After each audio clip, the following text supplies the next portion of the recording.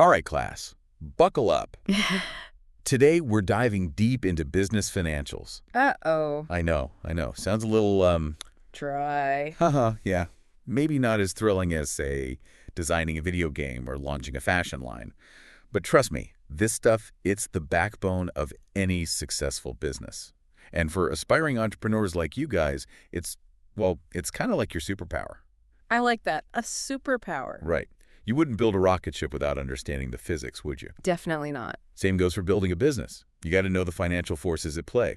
So to help us navigate this world, we've got an expert joining us today, someone who can connect the dots and show us why this stuff matters in the real world. Absolutely. Excited to be here. So let's jump right in. Our sources keep talking about these three major financial statements: balance sheet, income statement, cash flow statement. Can you give us the quick rundown, like what each one actually does? Sure thing. Let's start with the balance sheet. Think of it like a snapshot, like a financial selfie of your business at a specific point in time. Okay, so like a frozen moment in time. Exactly. It Right. shows what your business owns, those are your assets, what it owes, liabilities, and what's left over for the owners, also known as equity. All right, so assets, liabilities, equity. Got it. Can we get an example of this in action? Absolutely. Let's say you're starting a t-shirt company. Cool. I love t-shirts. Your printing equipment, the designs you've created, even the cash you have on hand to buy blank shirts, those are all considered assets. They're things your business owns. Okay, that makes sense. So what falls under liabilities then? Liabilities are basically what you owe to others. Let's say you took out a loan to buy that fancy new printing machine, or you have some unpaid bills from your suppliers. Those are liabilities. So it's like keeping track of who you got to pay back. Exactly. And then we have equity, which represents the owner's stake, your stake in the company. So that's like my slice of the pie. How much of the business truly belongs to me? Exactly. It's what's left over after you subtract your liabilities, what you owe from your assets, what you own. Makes sense. So if my business is doing well and I pay off some of that loan, my equity goes up, right? You got it. As your business grows and you build equity, it becomes more valuable. Gotcha. So that's the balance sheet. What about the income statement? What story does that tell? The income statement is like a video, not a still photo. It shows how much money your business made, that's your revenue, and how much it spent, your expenses, over a specific period of time. Okay. So it tracks the money coming in and going out over, say, a month or a year. Exactly. Back to our t-shirt example. Your revenue would be all the money you make from selling those awesome t-shirts. Awesome. And your expenses would include things like the cost of blank t-shirts, the ink for printing, maybe even the cost of advertising or shipping those shirts. So rent for a store or maybe even a website if you're selling online would also be an expense, right? You got it. All those costs that go into running your business. All right, so it's like a financial performance review, Yep. showing how profitable the t-shirt business really is. Exactly. And that's the key takeaway from the income statement. It tells you whether your business made a profit or a loss during that specific period. Okay, so we've got the balance sheet, the snapshot, and the income statement, the video. What about the cash flow statement? What's its deal? The cash flow statement, that's all about the movement of cash. It zooms in on where your cash came from and where it went during a specific period. So even if we're making a profit on paper, based on the income statement, we could still have problems if we don't have enough actual cash on hand, right? That's right. Imagine you have a ton of customers who've ordered t-shirts but haven't paid you yet. You might have made those sales, but you might not have the cash to buy more blank t-shirts or pay your employees.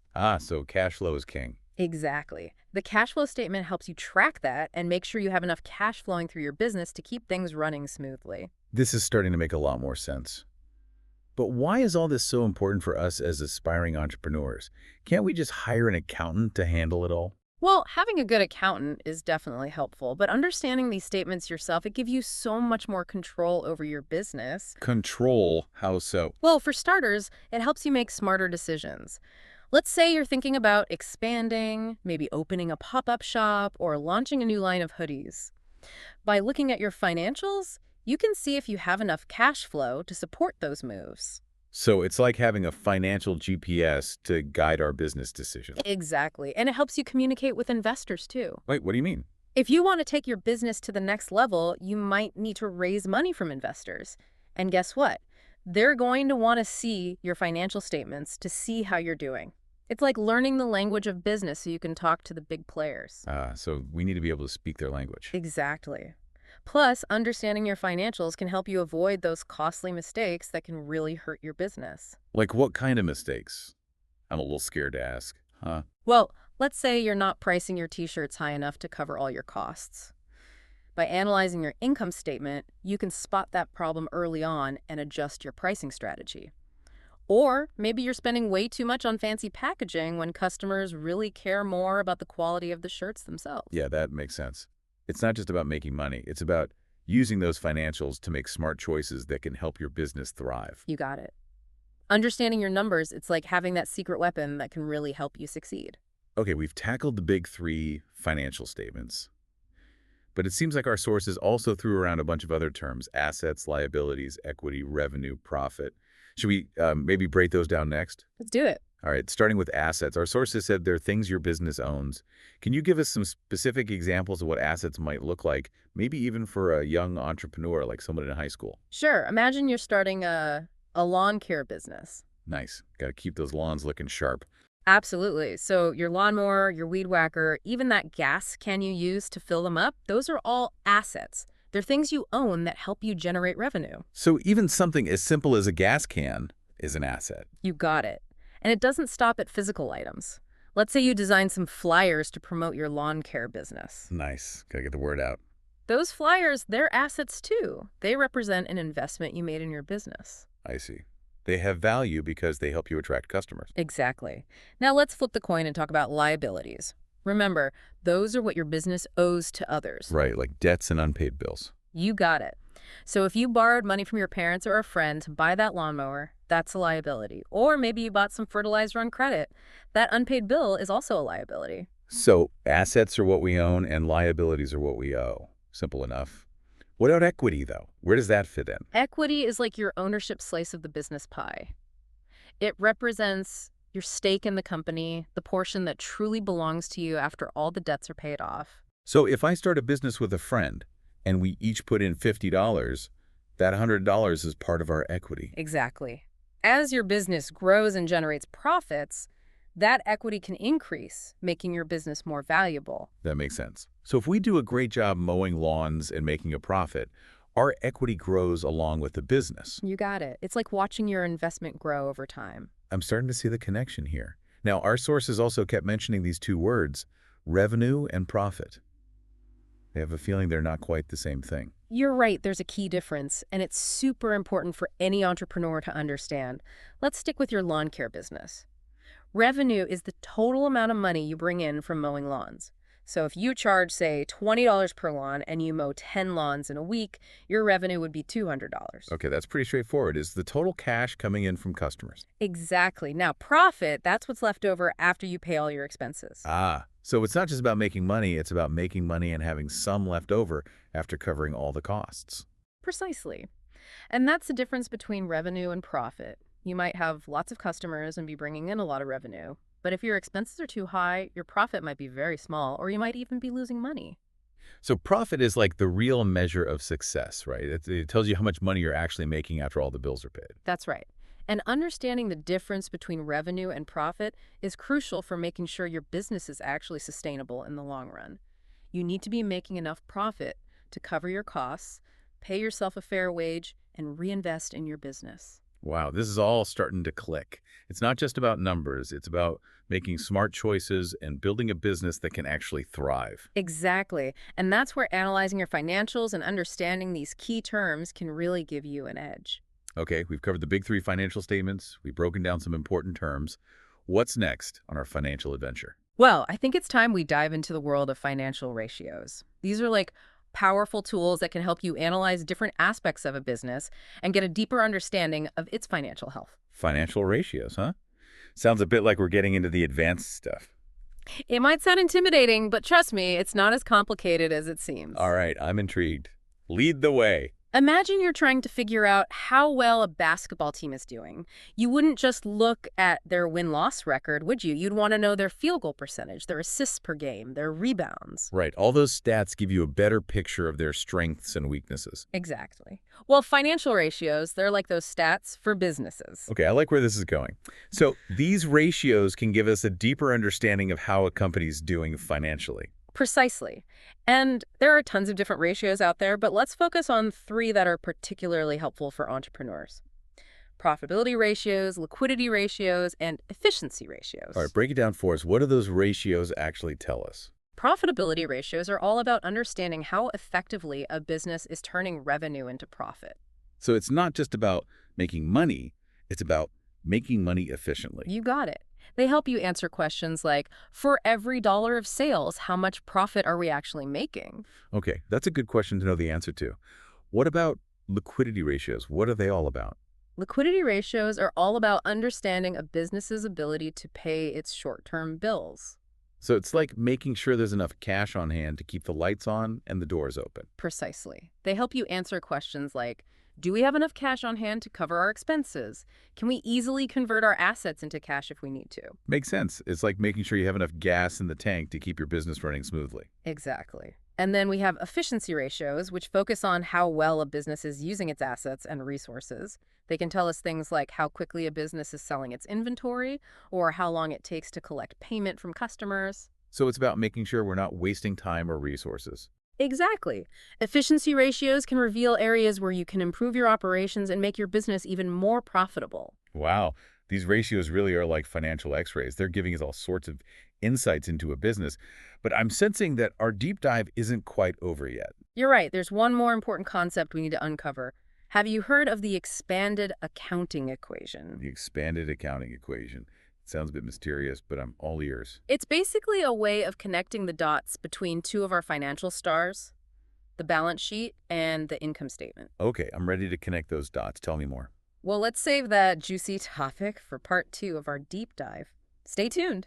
All right, let's untangle this expanded accounting equation. It's like peeking behind the curtain to see how your profits actually impact your business's overall value. Okay, I'm definitely into boosting my business's value. Sign me up. So how does it connect to those other statements, the balance sheet and income statement? Well, imagine this, you've got two islands, right? Okay, I'm picturing it. Tropical vibes. Sure, why not? One island, that's your balance sheet. Shows what you own and what you owe at a particular moment. Gotcha. That financial snapshot. The other island, that's your income statement. It tracks how well your business is performing over time, like your revenue, your expenses. And connecting those two islands, that's our expanded accounting equation. It's the bridge between them. Love a good bridge analogy. But what exactly is traveling across that bridge? What information are we talking about? It all comes down to retained earnings. It's a part of your balance sheet, and it represents the portion of your profits that you keep in the business instead of, pocketing them right away. So it's like instead of taking all the cash and running, you're using some of it to make your business even stronger. Exactly. You're reinvesting those profits back into the company, maybe buying new equipment, expanding your marketing, hiring more employees, things like that. And that's where the expanded accounting equation comes in. It basically shows how those retained earnings from the balance sheet are directly impacted by the company's profits from the income statement. Okay, so it's like the income statement is feeding information to the balance sheet, Yeah. showing how those profits are adding to the company's overall value. You got it. It's all connected. So let's say your business has a killer year. You're making a good profit. That's going to boost your retained earnings, which then increases your equity on the balance sheet. So profits flow into retained earnings, which then pump up the equity, showing that my business is becoming more and more valuable. You got it. And on the flip side, if you have a rough year and experience a loss, those retained earnings, well, they're going to take a hit, and that will be reflected in your equity on the balance sheet. So it's like this constant flow of information between the income statement and the balance sheet, and the expanded accounting equation is that crucial link. Precisely. And get this understanding, this connection can actually help you make better decisions as an entrepreneur. Okay, now you've got my attention. Tell me more. Let's say your goal is to grow your business rapidly. You might decide to reinvest a larger portion of your profits back into the company. So like holding back on some of those profits now to fuel even bigger growth down the road. Exactly. It's all about strategizing and making choices that align with your long-term vision for the business. This is making a lot more sense. It's not just about crunching numbers. It's about using those numbers to make strategic decisions that can really shape your business's future. You got it. It's like having a roadmap to guide you on your entrepreneurial journey. All right, we've tackled the big three financial statements. We've decoded some key terms. We've explored those powerful ratios. And now we've crossed the bridge of the expanded accounting equation. Phew, my brain is getting a workout. It's a lot to take in, but you're doing great. And I bet those high schoolers listening in are starting to see how all these pieces fit together. I hope so. It's been a pretty amazing journey so far. And before we wrap up this part of our deep dive, I know you have a final thought-provoking question to leave our listeners with. I do. Okay, so imagine this, you're launching your dream business tomorrow.